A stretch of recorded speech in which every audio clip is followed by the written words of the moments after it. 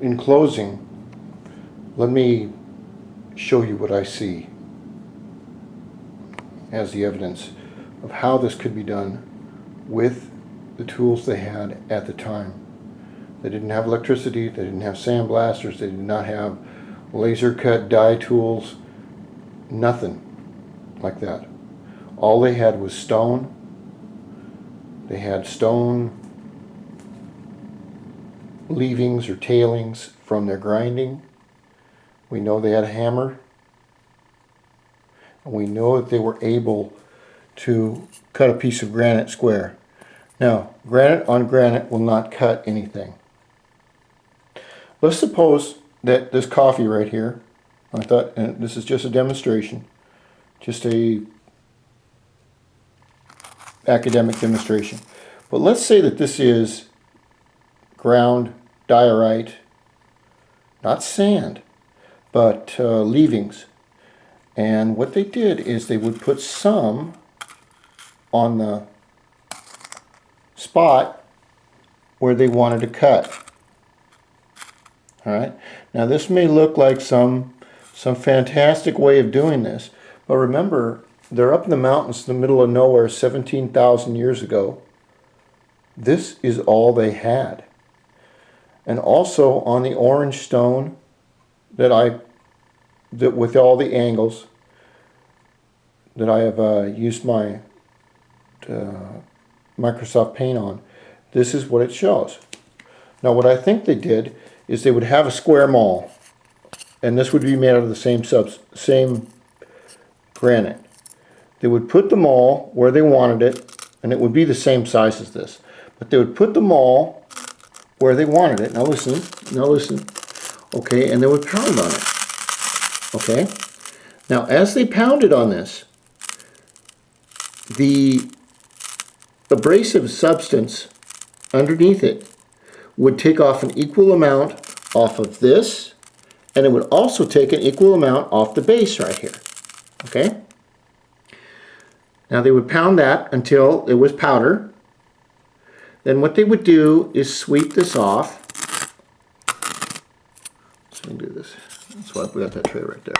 They would sweep it off, and they would have an indent of the first little layer they had taken off. Now if you look at the pink or the orange granite, you'll see that they did that on the indent. Then what they would do is take another bit of the dust, abrasive, I guess you could say, and they would keep going. So the next question is, all right, how did they get the edges so beautiful on the side? Now think about it for just a moment while you look at those edges. The edges are not being ground down. As you get lower into the granite, what happens is only underneath this maul is cut. Therefore, it keeps the sides perfectly straight, and it keeps the bottoms perfectly 45 or 90 degree angle. That is my theory anyway. Now this fits in with what they had at the time, what they were able to do. And you say, well, that would take forever. Well, maybe it did, maybe it didn't. We just don't know.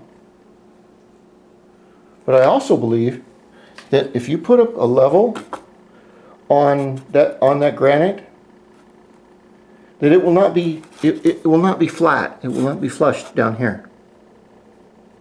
Okay? Or you could use a straight edge, and I don't think any of it is laser cut, straight, flat, whatever you want to call it. But I do believe that is the way they did it. And when this edge right here got too chewed up, they would take it and put it on the grinder and zzz, and true it up again, and then keep going. They had an endless supply of all three of these things. An endless supply. They could do it forever if they wanted. So this is my plausible theory on how Puma Puma Punku stone inserts like this were intricately cut. No smoke, no mirrors, no fancy machines. Just a lot of hard work and ingenuity. Hope you like this series. Thank you.